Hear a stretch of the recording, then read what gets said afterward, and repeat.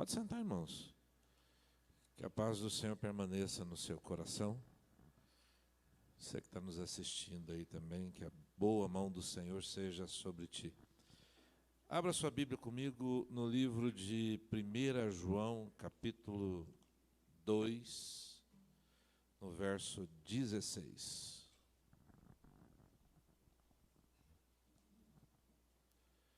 1 João, capítulo 2, verso 16. Tranquilo, pode sentar, daqui a pouco a gente vai fazer a Santa Ceia. Vamos orar pela oferta. Eu queria que você prestasse muita atenção hoje, porque as pessoas estão perguntando, e hoje mesmo alguns pastores me ligaram, hoje à tarde, agora chegando aqui na igreja, alguns pedindo, conferindo alguma coisa ou outra, me perguntando o que vocês acham, o que eu achava da guerra lá da Rússia, né? Qual a importância disso, se já é apocalipse ou não. E eu gostaria de dar uma palavra a vocês hoje, mas antes, vamos ler aqui a Bíblia no livro de 1 João, capítulo 2, no verso 16, que diz assim: porque tudo que há no mundo, a concupiscência da carne, a concupiscência dos olhos e a soberba da vida, não vem de Deus, não vem do Pai, mas sim do mundo. Ora, o mundo e as suas concupiscências, ou a sua concupiscência, passa, mas aquele que faz a vontade de Deus permanece para sempre. Filhinhos, esta é, como é que diz aí na sua Bíblia? A última hora. E conforme ouvistes que vem quem? O anticristo. Já muitos anticristos se têm levantado, por onde conhecemos que é a última hora. Concupiscência, a tradução seria um forte desejo, ter um forte desejo. Hoje pela manhã eu comecei a ministrar essa mensagem falando sobre o sepulcro dos desejos, que está lá no livro de Números, capítulo 11, onde um misto de pessoas que subiram com Israel, no meio da caminhada, eles tiveram o desejo de comer carne e incitar o povo a reclamar contra Deus. E eles começaram a reclamar e Deus deu carne para eles, deu, segundo as medidas da Bíblia, 1.000 quilos de codornizes para cada um dos judeus, para cada uma daquelas pessoas, e ainda assim eles murmuraram, e ali foram sepultados muitos que deixaram o desejo forte da carne sobrepor aquilo que vem do Senhor, né? Então a Bíblia diz aqui que a concupiscência, o forte desejo dos olhos, o forte desejo da carne, a soberba da vida, gera o pecado, e o pecado gera a morte. Mais ou menos foi isso que eu ensinei hoje pela manhã. Mas nesse mesmo texto diz assim: sabemos, pois, que nós estamos vivendo os últimos dias, ou a última hora. Por que eu sei disso? Porque o anticristo está se levantando e muitos outros já se levantaram. O que é um anticristo? É alguém que luta contra todos os princípios de Jesus Cristo. É alguém que luta contra, que está contra a Jesus. Então, na história, nós já vimos muitos desses anticristos. E hoje, no nosso meio aqui, tem muita gente que se levanta contra os princípios da palavra de Deus. Tem pessoas que se levantam para criticar, para destruir a família, para aprovar aborto, para fazer leis que vão diretamente contrárias àquilo que é a palavra do nosso Cristo. Amém? Então todos eles são anticristos, mas vai levantar um anticristo, o anticristo de verdade, aquele brabo mesmo, e esse anticristo está muito próximo à vinda dele, à chegada dele. E a Bíblia nos alerta, olha, eu preciso saber disso muito bem. Então, eu estava lendo ali agora com o pastor Arsênio, uma passagem na Bíblia, no livro de 1 Tessalonicenses, abre aí, por favor, no capítulo 5. 1 Tessalonicenses, no capítulo 5, a Bíblia diz assim, com respeito às coisas, como é que está aí? Dos fins dos tempos. Olha, com respeito a essa última hora, ao fim dos tempos, eu não quero que vocês sejam ignorantes. O que mais que diz aí? Eu sei que vocês conhecem muito bem a palavra. A igreja da Tessalônica era firme no conhecimento do fim dos tempos. E lá diz que vocês sabem que o dia do Senhor virá como um ladrão. Vocês já ouviram isso? Já viram na Bíblia? Mas aí também diz no verso 4, se eu não estou enganado, o seguinte: mas vocês não estão em trevas para que esse dia vos apanhe como um ladrão. Vocês estão na luz. E na luz de Cristo, você não pode ser pego como um ladrão. Você tem que esperar, estar pronto, porque esse dia está chegando.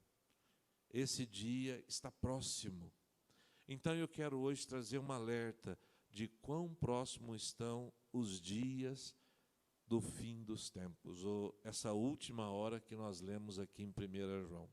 Tem um texto na Bíblia que fala sobre o anticristo. Eu queria que você abrisse a Bíblia comigo aí no livro de Apocalipse, no capítulo 13.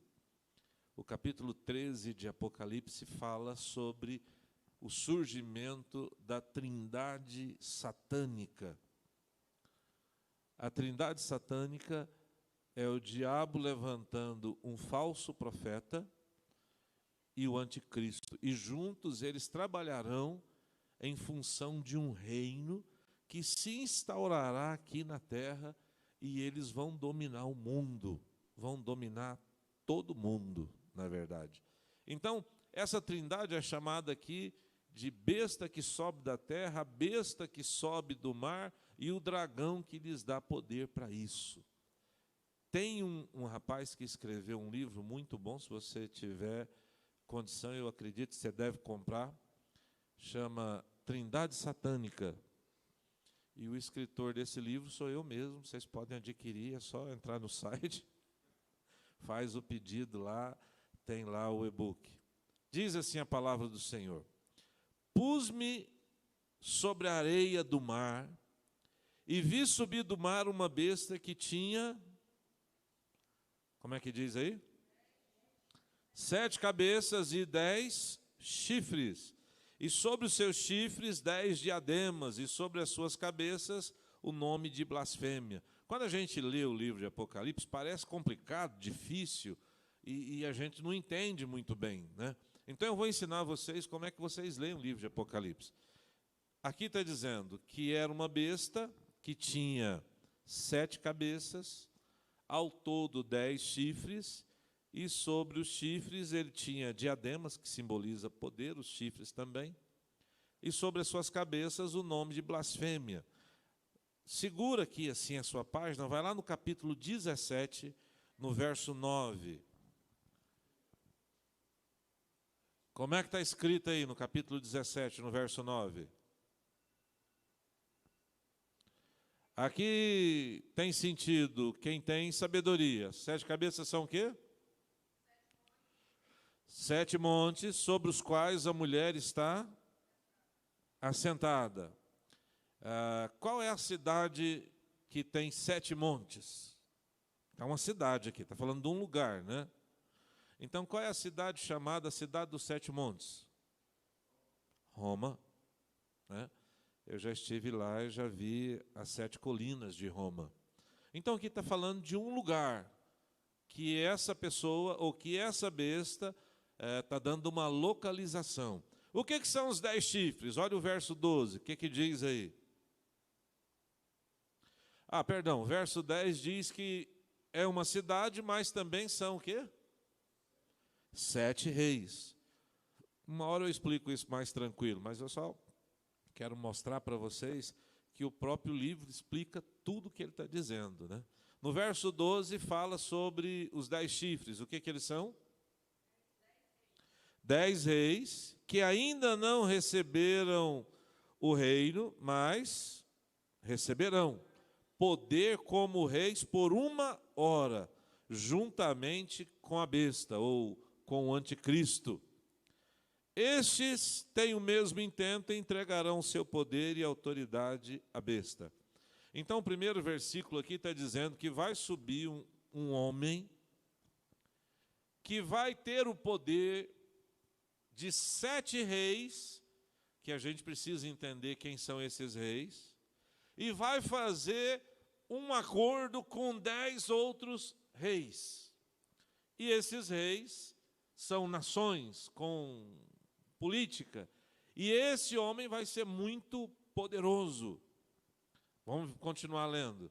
A besta que vi era semelhante ao leopardo, os seus pés como os de urso, a sua boca como a boca de leão, e o dragão deu-lhe o seu poder e o seu trono e grande poderio.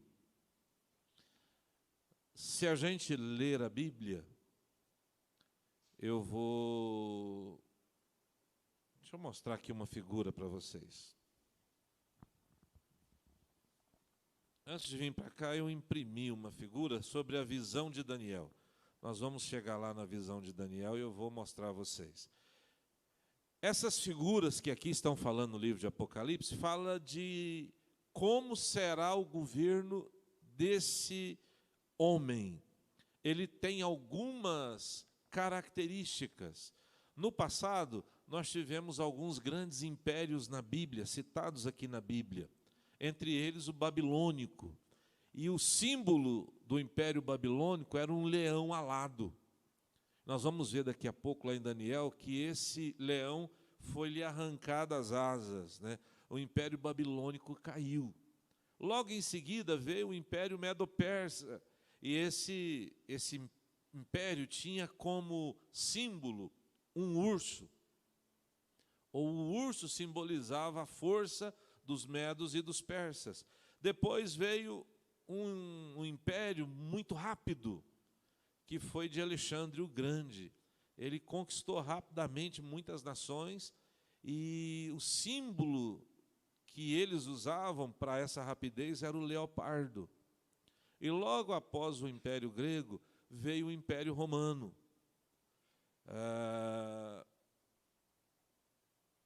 Entre todas essas coisas, vocês vão ver que esse homem vai montar um império que tem características de todos esses outros impérios que já passaram. Esse novo imperador, que vai se chamar, não sei como, né? Mas ele vai ser o líder da nova ordem mundial que está se estabelecendo no mundo. Eu não sei qual será o título que ele vai usar. A Bíblia traz alguns títulos para esse homem em vários livros da Bíblia. Eu separei aqui alguns títulos. Lá em Zacarias ele é chamado de pastor inútil. Em Daniel, pequeno chifre, ou seja, um poder pequeno, né? O príncipe do mundo que há de vir, homem vil, o rei que fará segundo a vontade própria, homem da iniquidade, filho da perdição, iníquo, besta, abominável da desolação, assolador e anticristo. São alguns nomes, títulos que ele recebe aqui na palavra de Deus. Mas ele vai ter um título importante, o líder do mundo. Daqui a alguns dias vocês vão ver esse homem aparecendo. Tudo que eu estou falando aqui parece um pouco estranho, mas o que me assusta? O dia que chegou, o dia que anunciaram lá a guerra na Ucrânia, quando começou lá a guerra na Ucrânia de noite, no outro dia, não sei se vocês repararam, a Globo sempre colocava lá como marca embaixo, eu tenho o videozinho, se vocês quiserem eu mando para vocês, Qual que era o título da discussão? O primeiro dia da nova ordem mundial. Vocês viram isso? Se vocês não viram, eu vou mandar para vocês o vídeo da Globo. E em algumas outras televisões aparecia o primeiro dia da nova ordem mundial. Ninguém percebeu isso. A maioria de vocês não viu isso. E vocês não prestaram atenção. Mas o ataque à Ucrânia, naquele dia, o que tem de importante? Todo mundo marcou como tal o primeiro dia da nova ordem mundial. Isso é de assustar, porque ninguém percebe, ninguém vê e ninguém está nem aí, porque nem sabe o que estão falando ou o que seria isso, né? Então a discussão toda era como é que vai se consolidar essa nova ordem? E todo mundo está preocupado. Vão bombardear lá a União Soviética, o cara já apertou o botão lá, botou alerta para todas as armas nucleares. E se vocês pensam que talvez isso seria impossível, vamos ler a Bíblia, uma coisa só. Abre a sua Bíblia aí comigo, por favor. No celular, pelo menos, você deve ter Bíblia. Então, abre sua Bíblia no celular, no livro de 1 Pedro, no capítulo 3, no verso 10, que diz assim: os elementos, como é que é? 1 Pedro, capítulo 3, no verso 10.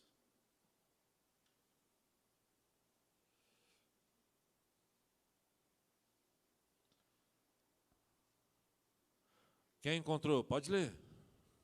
1 Pedro, 2 Pedro, perdão, falei errado, é 2 Pedro. Vira 2 páginas aí. Estou falando errado. Me perdoe, obrigado. Graças a Deus eu tenho uma boa pastora aqui que me ajuda, né? 2 Pedro, capítulo 3, no verso 10, 11, 12, 13 e 14. O 10 começa dizendo: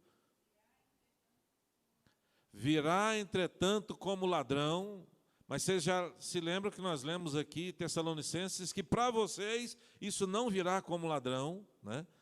Para quem que virá como ladrão? Para as pessoas deste mundo que estão aí sem saber o que vai acontecer, não prestam atenção na televisão, não vê nada. Então diz, olha, virá como ladrão. E o que mais? O qual os céus passarão, e o que mais?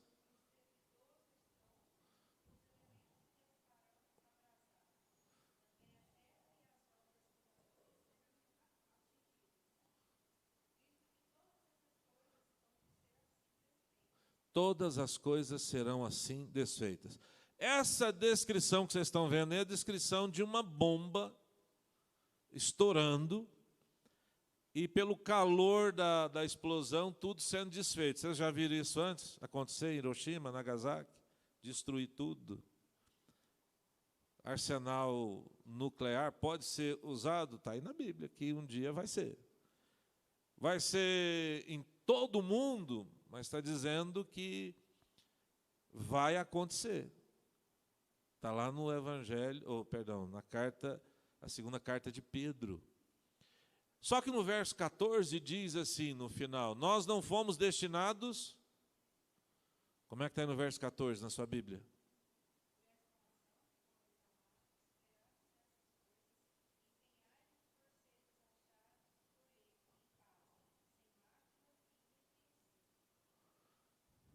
Onde é que está escrito aí? Porque nós não fomos...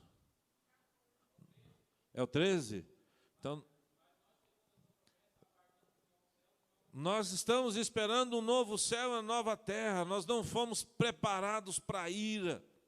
Você não foi escolhido para viver esses momentos de ira e de destruição. Nós vamos esperar um novo céu e uma nova terra. Só que você tem que estar preparado para isso. O verso 14 diz que eu tenho que estar como? Você disse? Aguardando e sendo achado que jeito? Sem mácula e em paz. Por isso, irmãos, eu hoje quero trazer um despertamento para você. Nós estamos vivendo os últimos tempos. A Bíblia chama aqui, em 1 João, de a última hora. Quem vai ser esse governo? Dá uma olhada aí, vamos voltar lá para Apocalipse 13.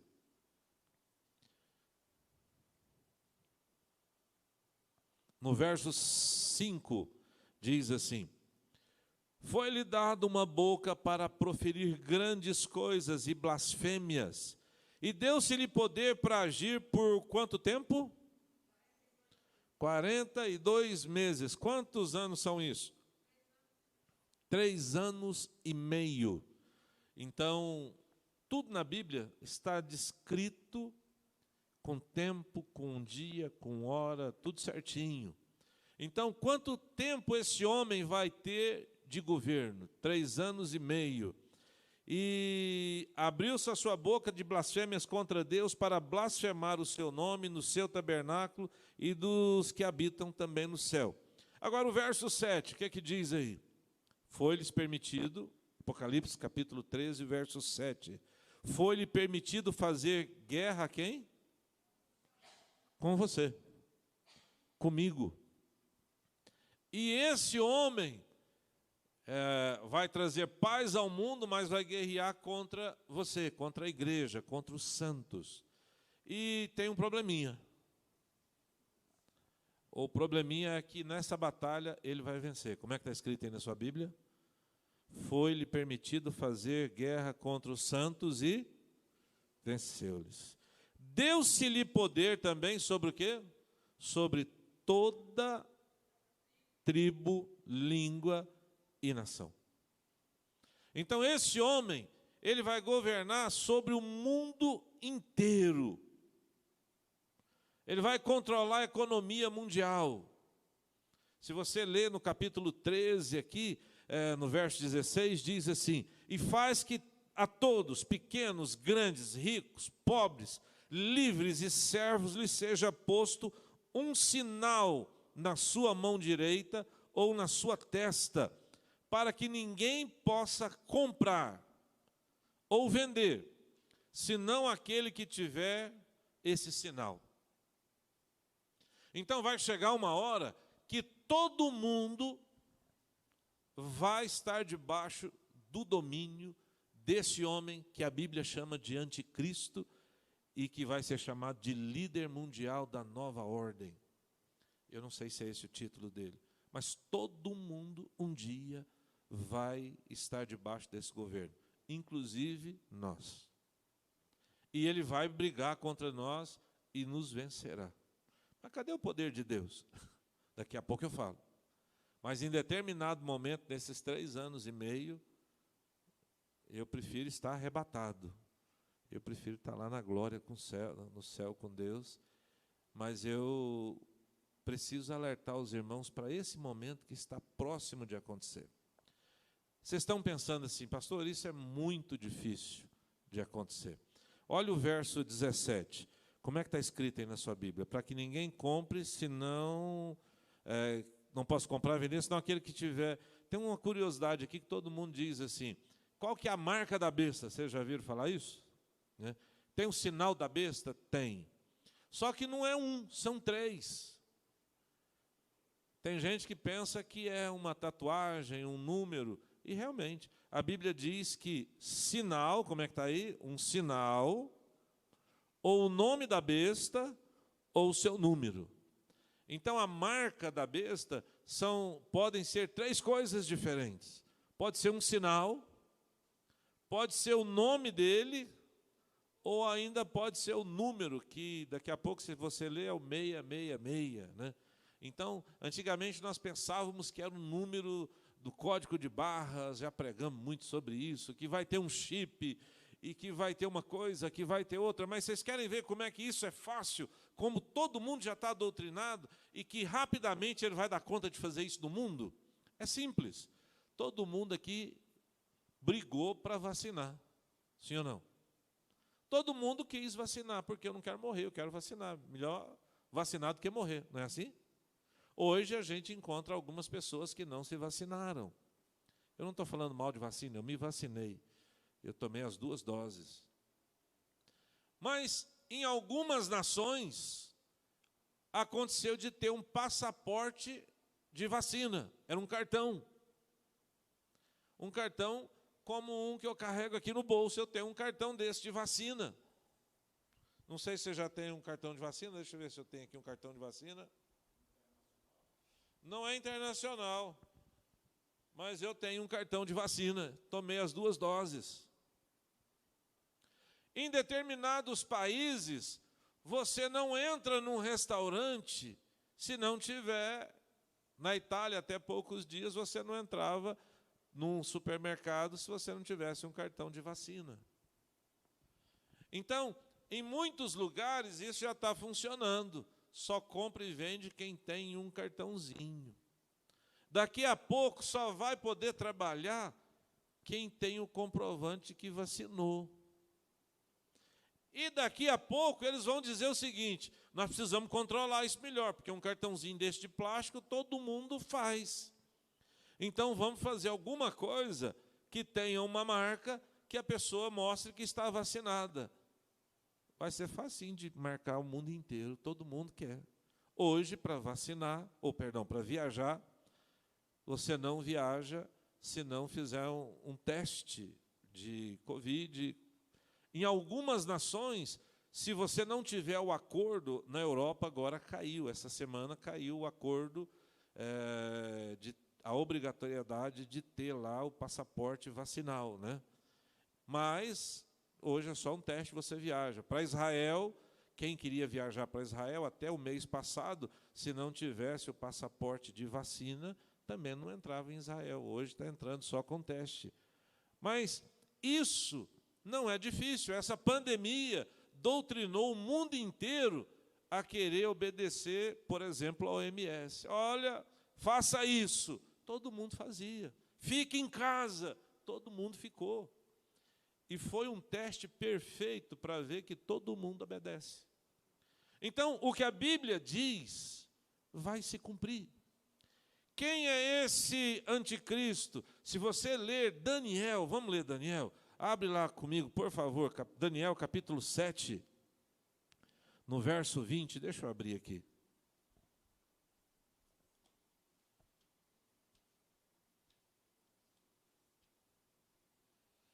Daniel, capítulo 7.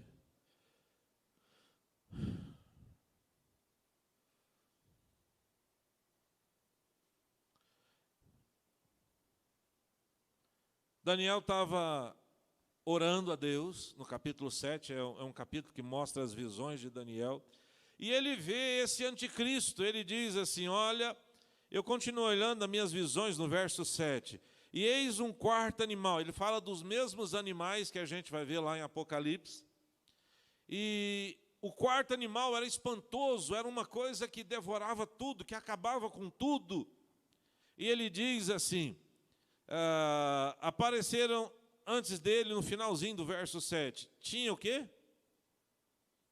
10 chifres, está escrito aí no finalzinho do verso 7. As 2 últimas palavras, as 3 últimas palavras.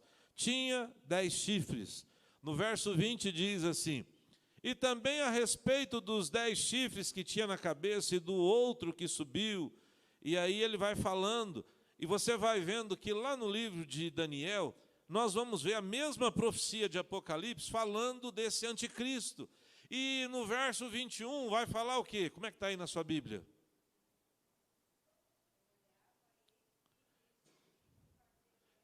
Eu olhava e eu via esse chifre, ou esse pequeno chifre, fazendo guerra contra quem? Os santos. E ele prevaleceu contra eles. Até que daqui a pouco vai vir um ancião de dias, que é Jesus, e vai fazer justiça aos santos do Altíssimo, e vai chegar o tempo em que nós possuiremos o reino. Mas esse anticristo está às portas. Nós estamos vivendo o que diz aqui 1 João capítulo 2, no verso 18. Filhinhos, esta já é a última hora. Agora, por que eu estou dizendo isso? Porque tudo que está acontecendo no mundo, hoje, é a montagem de um palco para a chegada desse poderoso político europeu, que vai fazer um acordo com 10 nações, um acordo bélico com 10 nações, e vai se firmar como talvez o maior líder de todos os tempos, e vai resolver questões como essa da Rússia. A Rússia já invadiu o terceiro país. Todas as vezes que tem um presidente democrata ou um presidente de esquerda lá nos Estados Unidos, que não luta, que não briga pela independência das outras nações, ele só fala e não faz nada, como esse Biden, como fez o Obama. Eles já invadiram a Crimeia, já invadiram não sei aonde, agora invadiram a Ucrânia e ninguém vai fazer nada. Eles vão fazer sanções. A Rússia foi lá e disse assim, olha, destrava aí os botões da guerra nuclear. Vamos ver se eles têm peito para enfrentar a gente. E vai chegar num momento tão difícil, tão duro, que vai precisar de um homem para fazer uma acordo. A Europa hoje fechou todo o espaço aéreo para as aeronaves russas, né? Hoje não, acho que foi ontem. Eles fecharam, agora nem voos comerciais podem passar pela Europa. Então a Rússia vai ficar do lado de lá. Só que a Rússia era um país que estava esquecido no mundo. Ele estava quebrado, falido, e a União, a grande União Soviética, que fazia frente a tudo, tem ela na Bíblia? Vamos ler isso na Bíblia? Vamos abrir lá em Ezequiel, capítulo 38, para frente de Daniel aí um pouquinho. Para trás, né? Estou falando bobagem. Ezequiel 38, um pouquinho de onde vocês estavam aí.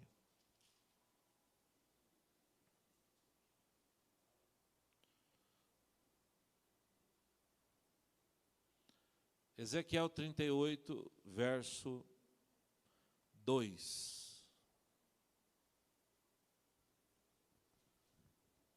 A Bíblia vai falar aqui de várias nações, de vários países, e você não vai saber de nenhum deles.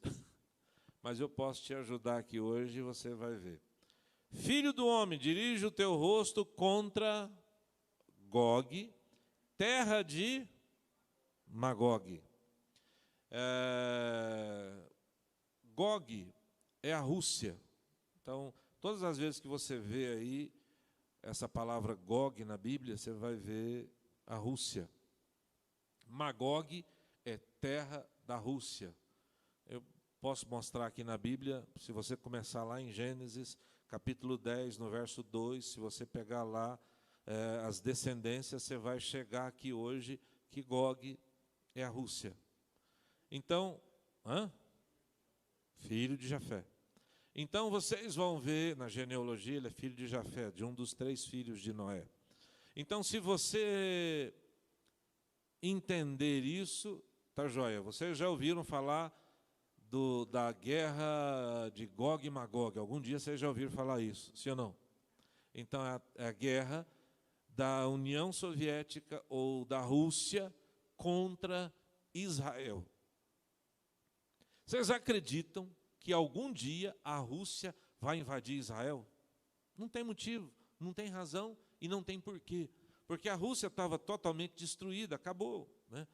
Mas eles conseguiram se levantar e pouco a pouco estão tomando de volta muitas áreas. E agora a Ucrânia é rica em minério, rica, talvez seja a maior área agricultável da Europa, na produção de alimentos. Eles precisam de alimentos, os russos. E eles têm também, eu nem vou discutir muito sobre o quanto a Ucrânia é importante, porque vocês já ouviram isso nos jornais aí todos os dias. Eu vou falar mais da base bíblica para isso. Por que essa guerra está acontecendo? Está na Bíblia? Agora, nesse momento, não. Mas é a base para a Rússia voltar a ser o que era antigamente, de força militar, economicamente falando, e ter voz ativa no mundo. No primeiro dia de guerra, quando lançaram o ataque na Ucrânia, o que o ministro da guerra lá da União Soviética, da Rússia fez? Vocês sabem? Ele declarou e mandou avisar Israel o seguinte: vocês não mandam nas colinas de Golã. As colinas de Golã não são de vocês. Se vocês quiserem, vocês podem pesquisar isso, está lá em todos os jornais, mas ninguém vê. Eles declararam guerra para a Ucrânia, entraram na Ucrânia e disseram para Israel: as colinas de Golã não pertencem a vocês. Vocês não vão dominar aquelas colinas.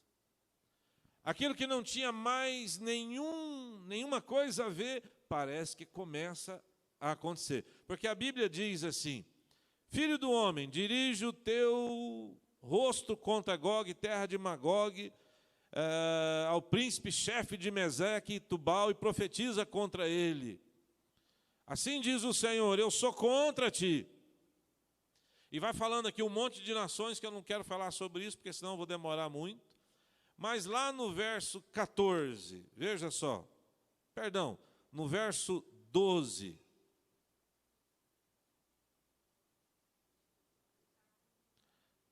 Perdão, verso 10 diz assim: e acontecerá naquele dia que subirão palavras no teu coração, e maquinarás um mau desígnio, e dirás: subirei contra a terra das aldeias não muradas, virei contra os que estão em repouso, que habitam seguros, todos eles habitam sem muro e não têm ferrolhos nem portas, a fim de tomar o despojo, para arrebatar a presa e tornar a tua mão contra as terras desertas que agora se acham habitadas, contra o povo que se congregou dentre as nações, o qual adquiriu gados e bens e habita no meio da terra. Seba e Dedã, os mercadores de Tarse, todos os leãozinhos te dirão: vem tu para tomar o despojo? Ajuntaste a tua multidão para arrebatar a presa, para levar a prata, o ouro, para tomar gado e bens, para saquear? Agora começa: portanto profetiza, ó filho do homem, e dize a Gog: assim diz o Senhor Deus: porventura não saberás aquele dia, quando o meu povo Israel habitar em segurança?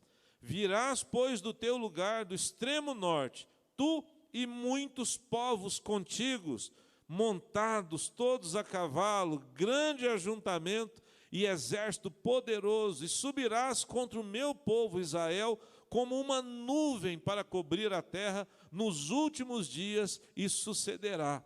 E aí vai acontecendo. No verso 18 diz assim: sucederá, porém, naquele dia, no dia em que vier Gog contra a terra de Israel, diz o Senhor Deus, que a minha indignação subirá na minha face. Eu vou contar uma história aqui, não vou ler, mas se você quiser, leia os capítulos de Ezequiel, e se você precisar, venha, eu vou te explicar tudo isso com tranquilidade. Mas a Bíblia fala aqui de alguns países que vão questionar a Rússia. Entre esses países citados aqui, os mercadores de Tarsis. Tarsis era a Espanha, hoje Espanha, né? Então está falando da Europa, questionando a Rússia.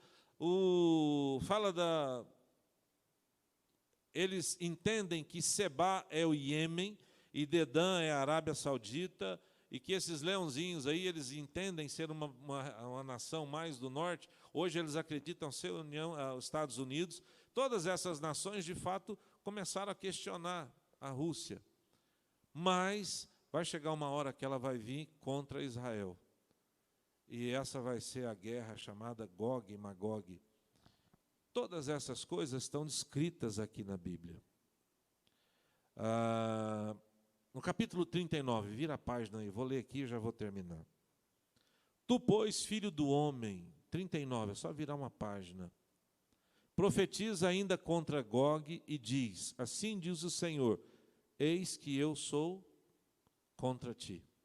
Tem uma coisa que todos precisam saber: de que lado Deus está? Deus está contra, nesse momento, a Rússia. Está aqui escrito: eu sou contra ti. Príncipe e chefe de Meseque e de Tubal. Meseque seria a antiga forma de falar Moscou. E Tubal seria o que é hoje a Turquia, que é um pouco muçulmana e que amanhã ou depois vai se levantar também contra Israel nessa guerra. Eu te farei voltar, mas deixarei uma sexta parte de ti. Aqui, se você for ler todo o contexto, Deus está dizendo que do exército que vai descer, só uma sexta parte vai ficar viva, o resto vai morrer tudo no vale. E há uma extensa profecia falando das nações que apoiarão a Rússia e de como essa guerra será. Então, o que vocês estão vendo acontecer hoje, o empoderamento da Rússia, é um enorme sinal para que você entenda que nós estamos vivendo a última hora. A segunda coisa que você tem que prestar atenção é que a nação mais poderosa do mundo hoje ainda é os Estados Unidos. Por pouco tempo. Porque a China, se ela tomar Taiwan, a China vai ser maior em quase todas as coisas, mas especialmente em dinheiro. Então, a grande coisa da China, por querer Taiwan, é para que eles se tornem agora a maior potência mundial. E eles já estão falando isso, mandando avião por cima, e daqui a pouco vocês vão ver outra guerra que vai ser ali com Taiwan. E esse empoderamento da China e da Rússia, os dois estão aqui na Bíblia. Eles fazem parte dos episódios finais que a Bíblia descreve. E eles farão parte do pano de fundo da chegada desse novo chefe do mundo chamado Anticristo. Eu espero que eu tenha pelo menos dado uma esclarecida, ainda que pequena, a respeito dos dias que nós estamos vivendo, das suas preocupações com a guerra lá na Ucrânia, com a guerra no mundo, e a vontade de Deus é que todo mundo viva em paz. Porém, muita coisa ainda vai acontecer.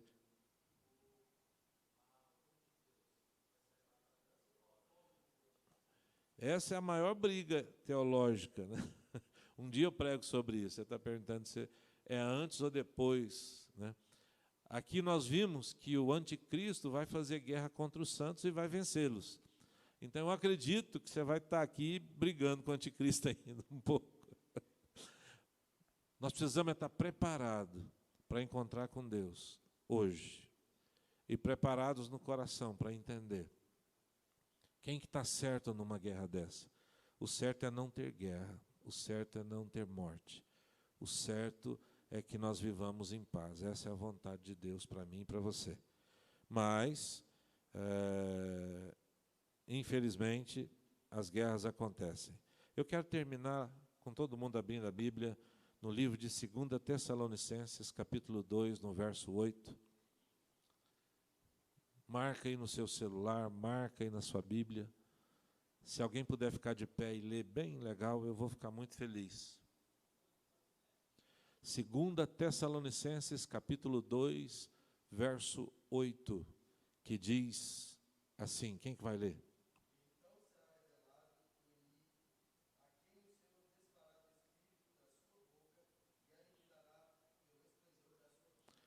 Vai ser revelado esse iníquo chamado de anticristo, que vai lutar contra a igreja, contra os santos do Senhor e os vencerá. Porém, o Senhor o destruirá na sua vinda e nós vamos viver a eterna glória com Deus. Eu gostaria que você entendesse, eu preciso estar pronto, eu preciso estar preparado, eu preciso estar pronto hoje com uma vida santa. Como disse a minha irmã na leitura ali de 2 Tessalonicenses, nós precisamos esperá-lo santos e em paz. É assim que eu quero estar. Vamos orar? Eu queria que você orasse pela sua casa, orasse pelos seus parentes, orasse por todos aqueles que você ama. Os dias são maus. Tem muita gente morrendo, muito inocente. As guerras, elas mostram os desejos do coração de determinadas pessoas. E a Bíblia diz que tudo isso... Vem cá, Jefferson, me ajuda aqui. Tudo isso tem início numa coisa, no amor ao dinheiro. No fim, tudo tem uma raiz, o amor ao dinheiro. Nós precisamos orar pelos nossos filhos, nós precisamos orar pela nossa casa, pelos nossos parentes, porque o mundo inteiro vai ser afetado. Talvez não hoje, talvez não amanhã, mas todos vocês serão um dia, de uma forma ou de outra, afetados. E eu peço a Deus que nós tenhamos força para vencer. Eu oro a Deus que nós tenhamos força para passar por tudo isso e saímos do outro lado vitoriosos em nome de Jesus. Pai querido, nessa noite eu trago um despertamento, um alerta para a vida dos teus servos aqui.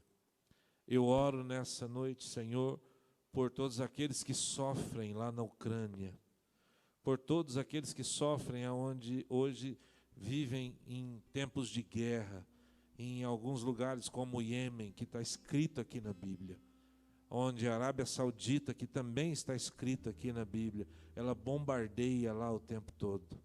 Senhor, em nome de Jesus, eu oro pelo sofrimento ao redor do mundo, eu oro contra a fome, e eu te peço hoje, Senhor, abençoa este lugar, abençoa esta igreja, abençoa, Senhor, nossos filhos, nossos pais, nossos parentes, que nem sequer sabem de coisas assim, porque eles não leem a Bíblia, eles não conhecem a Tua palavra, que possamos mostrar a eles, Senhor, o quão perto está o fim de todas as coisas.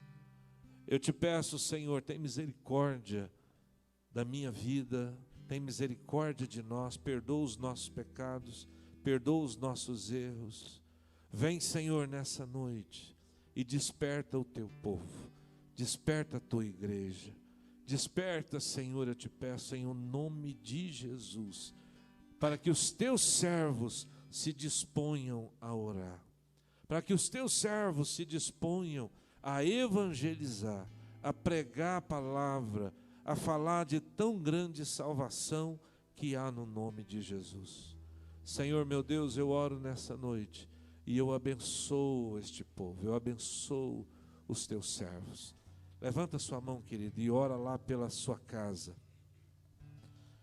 Deus vai fazer você lembrar de alguém que está afastado de Deus. O Espírito Santo vai sondar seu coração aí agora e vai te fazer lembrar de pessoas que precisam receber oração. E se esse nome vier na sua mente agora, aonde você estiver aí, ajoelhe agora e comece a orar por essa pessoa. Ajoelhe e comece a orar por essas pessoas que precisam hoje de uma oração. Intercede aí agora por eles. Diga: Espírito Santo de Deus, eu oro por tal pessoa. Eu oro pelo meu pai, eu oro pela minha mãe, eu oro pelo meu filho. Ore a Deus, clame ao Senhor nessa noite. Me humilharei, teu nome gritarei, como Ore a criança Deus. eu serei. Mas olha pra mim, Senhor, nós clamamos a Ti pela nossa casa. Tocarei, na figueira subirei, aos seus pés eu chorarei.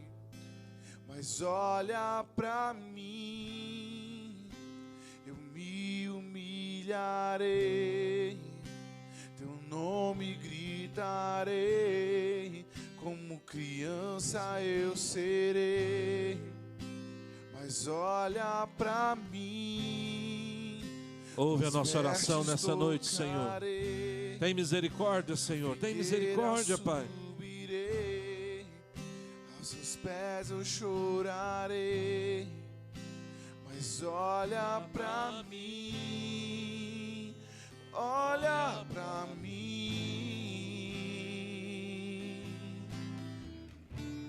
Senhor, abençoa, Pai querido, cada pessoa pela qual nós estamos orando nessa noite.